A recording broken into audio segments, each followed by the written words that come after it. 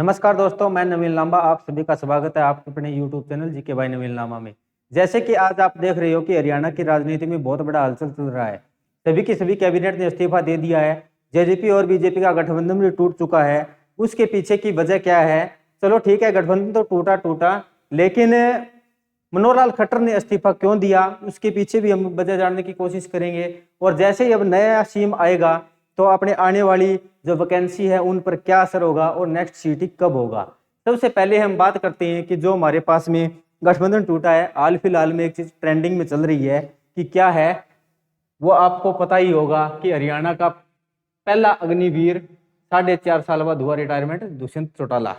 और ये इमोजी भाई फिलहाल आप देख सकते हो ये ट्रेंडिंग में चल रहा है। बहुत ज्यादा शेयरिंग इसी एक जोक की हो रही है, जो कि भाई आप बता सकते हो जायज है या नाजायज है। अब बात करते हैं कि गठबंधन टूटा क्यों, और गठबंधन टूट भी गया तो क्या बीजेपी की सरकार पुनः बनी रहेगी। देखते हैं बात को। कि बात यह थी, जो हमारे पास लोकसभा के चुनाव आ रहे हैं उसमें जेजेपी ने 2 सीटें मांगी थी, लेकिन बीजेपी ने कहा कि हम एक ही सीट देंगे। आपके बस की बात अब नहीं है, आपका कोई ग्राफ ही नहीं है।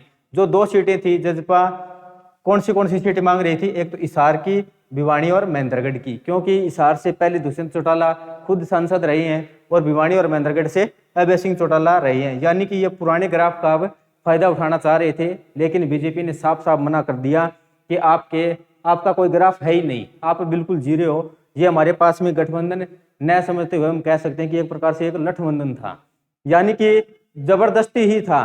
अगर वैसे भी अगर बीजेपी चाहती तो कोई जरूरी नहीं था कि गठबंधन किया जाए, लेकिन भाई इनका ग्राफ गिराना भी बहुत ज्यादा जरूरी था। और अगर किसान आंदोलन में ऐसा अगर दुष्यंत चौटाला सोच लेते तो काश आज उनकी इमेज भी बहुत ज्यादा अच्छी होती। चलो वो तो उनकी सद्बुद्धि है, राजनीतिक व्यक्ति हैं, कोई ना कोई सोच समझकर फैसला लिया होगा, लेकिन उसका परिणाम तो भाई आप लोग बताना क्या रहेगा कमेंट बॉक्स में।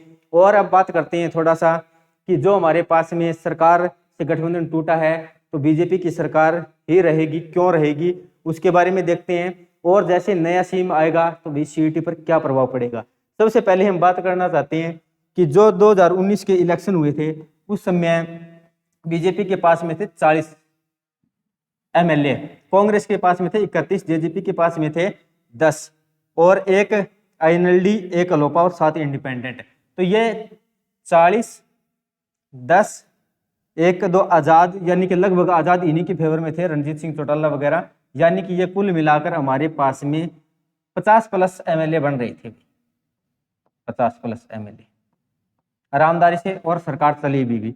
ये लोपा भी, ये भी इन्हीं के साथ में था। कोई ना कोई बलराज कुंडू वगैरह इनके विरोध में थे, इनका समर्थन नहीं किया, तो चलो कोई बात नहीं किया। हमारे पास चाहिए कितनी सीटें होती हैं? 46 सीटें चाहिए होती हैं। 46 से प्लस आप कितनी भी सीटें ले सकते हो, मुख्यमंत्री बना सकते हो। तो जैसे ही सरकार बनी, गठबंधन चलता रहा, कोई बात नहीं, भी चलता रहा। जैसे बीच में आपने एक छोटा मोटा इवेंट और भी देखा होगा कि आदमपुर से कुलदीप बिश्नोई ने इस्तीफा दिया। इस्तीफा देने के बाद में वहां से उन्हीं के बेटे भव्य बिश्नोई एमएलए बने। तो एमएलए बने तो इनकी सीट 31 से घटकर कितनी हो गई? 30 हो गई। और बीजेपी के पास में कितनी हो गई? 41। अब बात क्या आई कि इन्हीं में से हमारे पास में 10 जेजेपी के थे, आईएनएलडी इनका समर्थन किसी के पास में नहीं है, अलोपा का समर्थन पहले ही बीजेपी के पास में था। और इन 7 में से भी अब हाल फिलहाल में बताया जा रहा है कि 5 आजाद उम्मीदवारों का बीजेपी के साथ में समर्थन है। तो यानी कि अब इसके पास 41, ये एक अलोपा और ये 5, कुल मिलाकर 47 एमएलए बन रही हैं और बीजेपी की सरकार भी बन रही है। ये शानदार बात है। ये जो 10 बच रहे थे ना, इनका बोल रहे भी आप घर चलो, आपका कोई काम नहीं है, बहुत हो लिए 4.5 साल मलाई खा ली, मौज लूट ली, अब जनता के बीच में जाओ, क्या रुझान रहता है आपका भी वो आप ही लोग देखना, हमें कोई लेना देना नहीं है आपसे। तो उनसे अब दुष्यंत चौटाला ने पहले थोड़ा सा टाइम पहले किया, 2-4 घंटे पहले की, इस्तीफा देने के बाद में भी प्राइवेट गाड़ी भी मंगा ली है और वो उसी के जरिए ये अब घर आएंगे। तो ये रहा भी, अब 47 एमएलए इनके पास में आ रही है। चलो ठीक है जी। और नया मुख्यमंत्री आज शाम को जो नायब सिंह सैनी है उनका ज्यादा चर्चा में चल रहा है। अब जैसे ही नायब सिंह सैनी क्यों बनाया गया, क्या जरूरत पड़ी भी खट्टर को सीएम पद से हटा दिया गया और नया चेहरा सामने लाया गया? क्योंकि इसके पीछे क्या कारण थे? एक तो किसान आंदोलन था, किसान आंदोलन, फिर युवा जो गवर्नमेंट वैकेंसी आ रही थी उनके पीछे भी युवा बहुत ज़्यादा नाराज है फिलहाल की सरकार से, यानी कि सीएम से। तो अब ये क्या करेंगे कि कुछ ऐसा नया किया जाए जिससे भी जनता के बीच में जाए तो वो सवाल जवाब ना उठा सकें। इसलिए क्या किया इन्होंने, खट्टर को बदल दिया भाई। और बदल कर क्या कर दिया, कोई ना कोई नया मुख्यमंत्री आएगा, वो जनता के बीच में जाएगा तो ये होगा कि वो सवाल जवाब करेंगे तो ये बात बोल देंगे कि भी वो तो था ही सा, अब हम आपके लिए बहुत अच्छा करेंगे। यानी कि लोगों के सवालों को टालने के लिए मुख्यमंत्री चेंज कर दिया है। जैसे चलो ठीक है, नया मुख्यमंत्री चेंज कर दिया, अब बात करेंगे कि इनका भर्तियों पर क्या असर है। भर्तियों पर असर आप देख रहे हो कि अक्टूबर में से पहले भी, यानी कि सितंबर में हमारे पास विधानसभा की आचार संहिता लग जाती है। तो यानी कि करीबन करीबन हम कह सकते हैं कि 6 महीने बचे हुए हैं। और 5 साल में से 6 महीने की बात करेंगे तो यानी कि T20 के लास्ट 2-3 आवर बचे हुए हैं। और एक नया प्लेयर आ चुका है, यानी कि नया सीएम आएगा।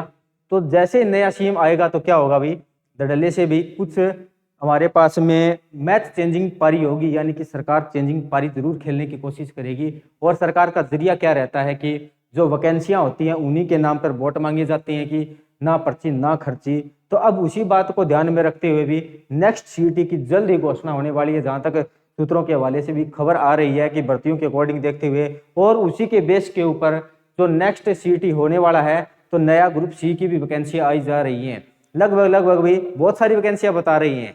करीबन पहले भी सीटी के ऊपर बताई तो 70+ थी, लेकिन 32 पे आगे गाड़ी रुकी है। तो कहीं ना कहीं कुल मिला के अब कह सकते हैं कि 20+ हजार वैकेंसी आपको नए सीटी में देखने को मिलेगी। और नेक्स्ट सीटी जब कभी भी होगा तो मात्र कितना समय मिलेगा, नेक्स्ट सीटी इसमें से आपको मैक्सिमम से मैक्सिमम 40 दिन मिलेंगे भाई।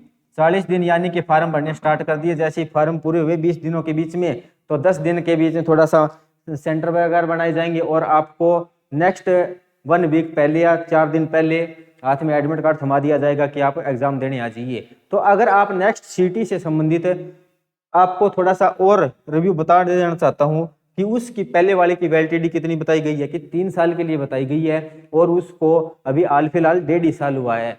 1.5 साल तक वो कैंडिडेट भी बिल्कुल एलिजिबल है जिन्होंने पहला सीट दिया था। और उसमें से आपने देखा होगा कि 64 या 2 प्रकार से मेरिट गई थी, 56 और 57 में, 64 और 67+ हमारे पास में हाल फिलहाल में कितने कैंडिडेट हैं। मैक्सिमम से मैक्सिमम मान सकते हैं कि इसमें से हमारे पास में जो टॉपर आए हैं 15,000 कर सकते हो भाई। अगर सभी को मिलाएं तो ये 25,000 है, 25 के। तो यानी कि और जो नेक्स्ट सीटी होगा उसके ऊपर ये बताया जा रहा है कि 10 से 15 गुना बुलाया जाएगा भाई आपको, 10 से 15 गुना। अगर नेक्स्ट सीटी में आपको इस 10-15 गुना में आना है तो ये जो 25,000 बैठे हैं ना अभी 67 वाले, तो इनसे तो आपको ऊपर जाना ही होगा। अगर आप इनसे नीचे रह गए तो अभी 25 तो पहले ही तैयार हैं। तो आपके टॉप 10 या 15 गुना में आना, और समय हमारे पास में 40 दिन ही दिया जाएगा। तो भाई आप देखो कितना हो सकता है, बिल्कुल धुआंधार फैसला होगा भाई।